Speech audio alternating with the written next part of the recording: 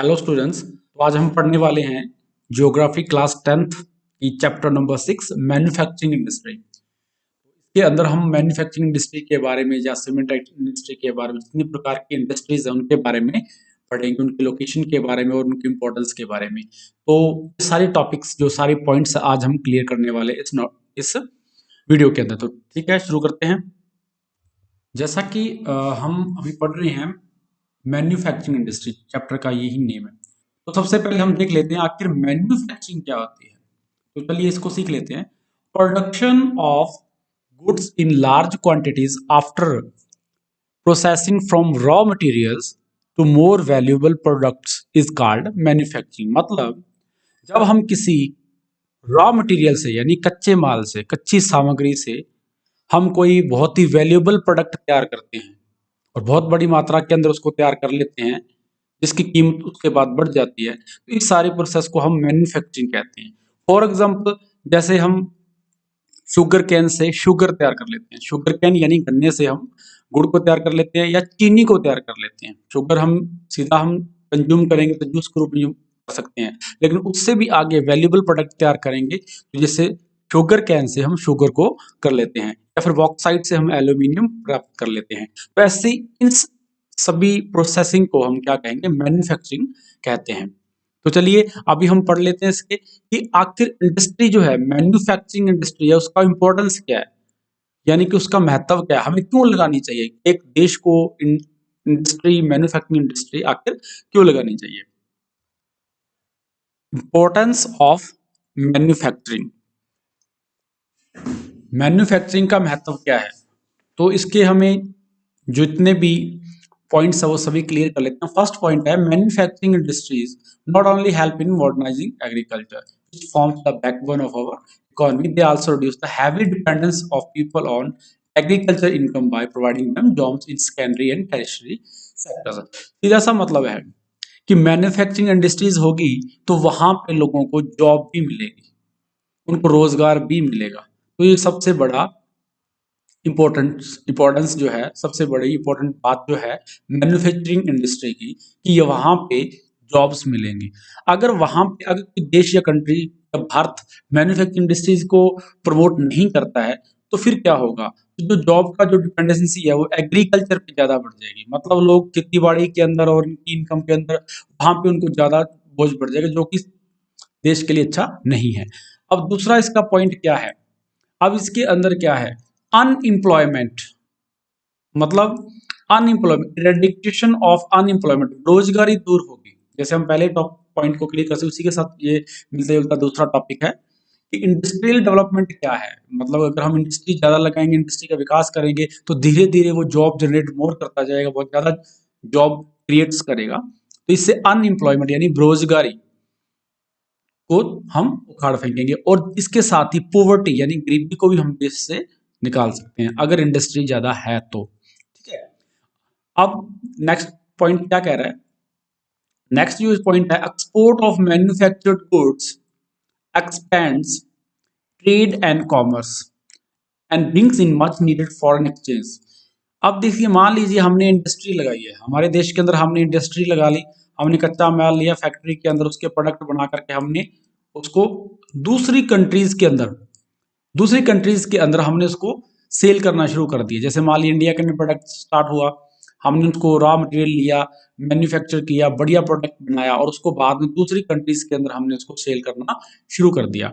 और दूसरी कंट्री माने तो कौन सी कंट्रीज, बहुत सारी कंट्रीज हैं, किसी भी कंट्रीज के अंदर हम उस चीज को सेल कर सकते हैं। मान लीजिए हमने यूएसए में सेल कर दिया, यूरोप में सेल कर दिया, साउथ अफ्रीका में, ऑस्ट्रेलिया में, किसी भी कॉन्टिनेंट के अंदर हम सेल करते हैं तो उसके बाद उस कंट्री का पैसा जो है हमारी कंट्री में आएगा, यानी फॉरेन एक्सचेंज आएगी, जिससे क्या होगा, देश के अंदर प्रोस्पेरिटी आएगी।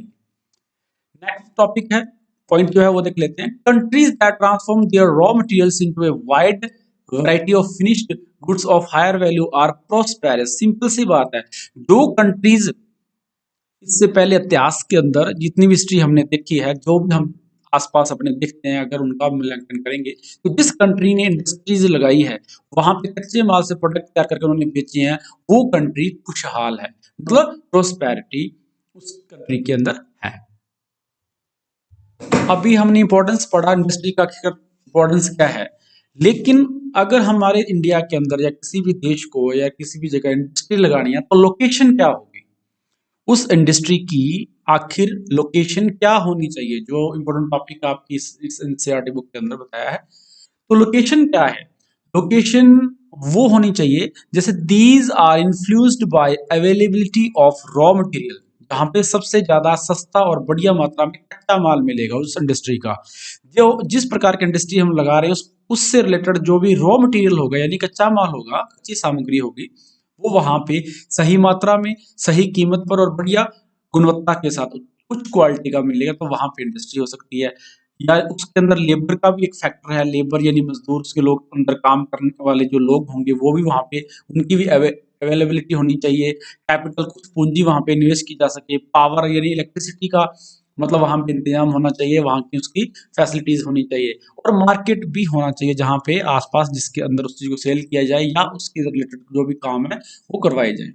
तो ये सारी चीजें जो होती हैं इस एक इंडस्ट्रीज के लिए बहुत ही महत्वपूर्ण होती है, जहाँ उस इंडस्ट्री की लोकेशन के लिए तो वही उस शहर या गांव के आसपास ये जो है इंडस्ट्री लगेगी। तो मोस्टली क्या होता है कि जितनी भी इंडस्ट्रीज होती है वो किसी बड़े शहर के आसपास या टाउन के पास होती है, तो क्योंकि उनको वहां पे ट्रांसपोर्ट की फैसिलिटी, मार्केट की फैसिलिटी, पावर, कैपिटल और जितना भी रॉ मटेरियल ये सारी के सारी वहां पे उनको जो उपलब्ध रहते हैं। अभी हम इंडस्ट्रीज के क्लासिफिकेशन के बारे में पढ़ लेते हैं, यानी कि इंडस्ट्री को कितने भागों में हम बांट सकते हैं या वर्गीकृत कर सकते हैं। Classification of industries. अब इसके अंदर क्या है, तो जो इंडस्ट्री जो है उसके टाइप्स कितने हो सकते हैं, उनको क्लासिफाइड कैसे किया जा सकता है। तो इंडस्ट्रीज में भी क्लासिफाइड फॉलोज। तो सबसे पहला है on the basis of source of raw material, यानी कच्चे माल के आधार पे हम उसको एक प्रकार हो सकता है। जैसे एग्रो बेस्ड है, मतलब ऐसी मैन्युफैक्चरिंग यूनिट जो एग्रो बेस्ड होंगी, जैसे कॉटन है, कॉटन रुई है तो एग्रो बेस्ड है, वुलन है ये भी जूट हो गया, सिल्क, टेक्सटाइल, रबर बनाने वाली, शुगर बनाने वाली, टी बनाने वाली, कॉफी और एडिबल ऑयल, सारे सारी एग्रो बेस्ड है यानी एग्रीकल्चर से आधारित है। ये सारे के सारी इस प्रकार की मैन्युफैक्चरिंग यूनिट्स होंगी। दूसरी होगी मिनरल बेस्ड। मिनरल बेस्ड जैसे जो भी मिनरल्स निकलेंगे उनके आधार पे जो इंडस्ट्री लगी, जैसे आयरन और स्टील की कंपनियां होगी, सीमेंट की मैन्युफैक्चरिंग होगी, एल्यूमिनियम बनाने वाली होगी, मशीन टूल्स बनाने वाली होगी, जो पेट्रोकेमिकल हो गए जो नीचे जमीन से निकलता है, जो मिनरल निकलते हैं।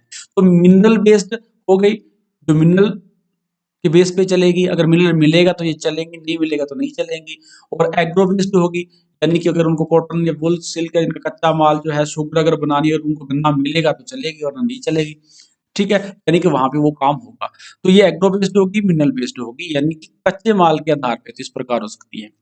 अब आगे बात करते हैं according to their main role, उनकी मुख्य भूमिका के आधार पे कैसे। बेसिक और key industries are those which supply their product as raw material to manufacture other goods. मान लीजिए ऐसा भी हो सकता है, कोई ऐसी यूनिट हो सकती है जो किसी दूसरी मैन्युफैक्चरिंग यूनिट के लिए आपको कच्चा माल देगी। इस प्रकार की यूनिट्स भी हो सकती हैं, जैसे iron and steel, copper smelting, aluminium smelting, यानी कि उनको पिघलाने के लिए। Consumer industries that produce goods for direct use of consumers, ऐसे प्रोडक्ट्स जो डायरेक्ट कंज्यूमर यूज करता है, जैसे चीनी हो गया, ठीक है, टूथपेस्ट हो गई, पेपर हो गया, सेविंग मशीन्स हो गई, फैंस हो गए।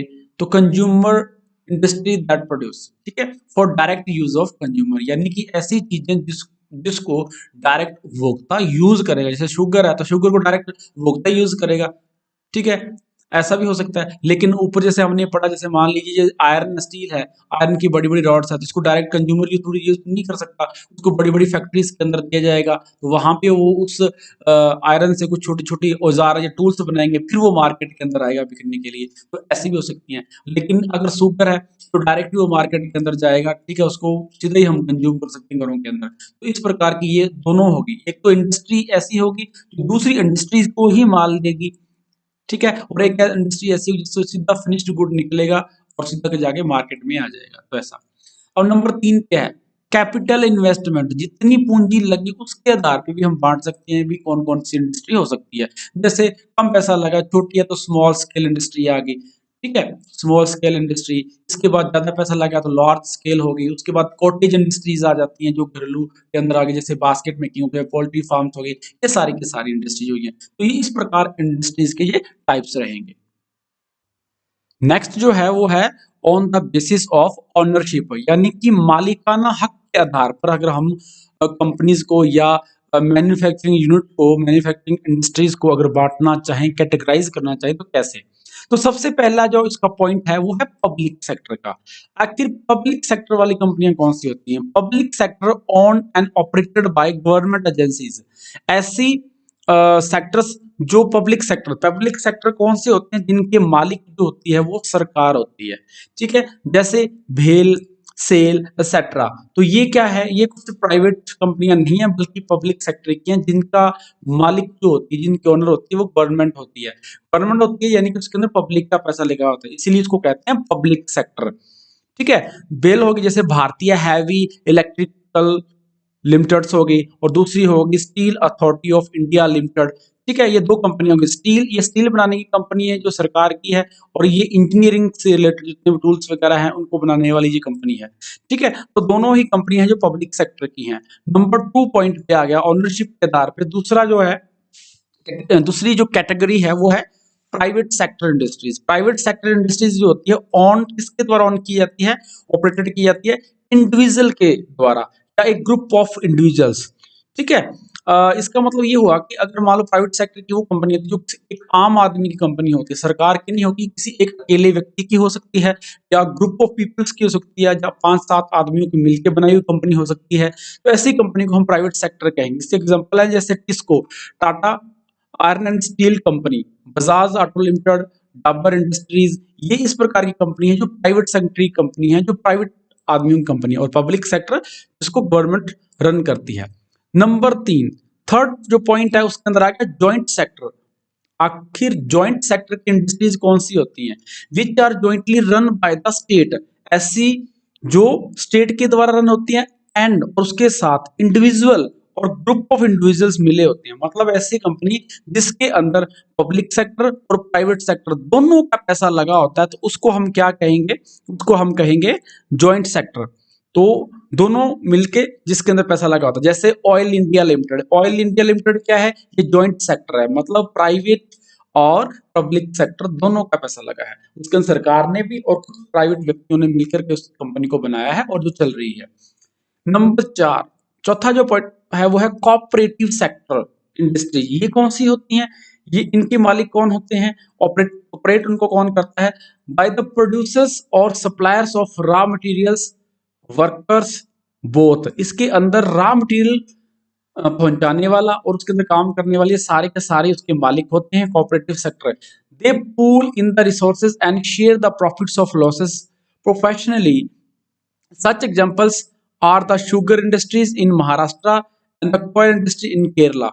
ठीक है, अब कोऑपरेटिव सेक्टर जिसको बोलते हैं सहकारी सेक्टर। सहकारी सेक्टर्स की यूनिट्स कौन सी होती हैं? वो यूनिट्स होती हैं जिसके अंदर जो जो कच्चा माल जो होता है, रॉ मटेरियल्स होता है, लोग जो सारे मिलकर उसके अंदर लगाते हैं, वर्कर्स होते हैं, उनका शेयर जो होता है वो भी मिलके होता है, और लॉस जो होता है वो भी मिलके ही दिया जाता है। जैसे एक एग्जांपल है, जैसे डेयरी सेक्टर हो गया, जैसे अमूल डेयरी सेक्टर हो गया, ठीक है, सर्स डेयरी सेक्टर हो गया। ये सारे के सारे जो जो कंपनीज हैं, ये कोऑपरेटिव सेक्टर है, जिसके अंदर कच्चा माल जो होता है वो किसान देते हैं, दूध लेकर आते हैं मार्केट में, उसके बाद प्रोसेस किया जाता है। उसका जितना भी पैसा होता है वो सारा का सारा एक आदमी का नहीं होता, बल्कि सभी को प्रॉफिट बंट के आता है। अगर कंपनी मार्केट के अंदर उसको प्रोडक्ट बना के बेचती है, उसके बाद जो शेयर होता है वो कंपनी उसके बाद किसानों के अंदर डिस्ट्रीब्यूट करती है, तो उनको बोलते हैं कोऑपरेटिव सेक्टर। तो ये मालिकाना आधार पर भी हमने 4 भागों में इसको बांट लिया है: public sector, private sector, joint sector और कोऑपरेटिव सेक्टर।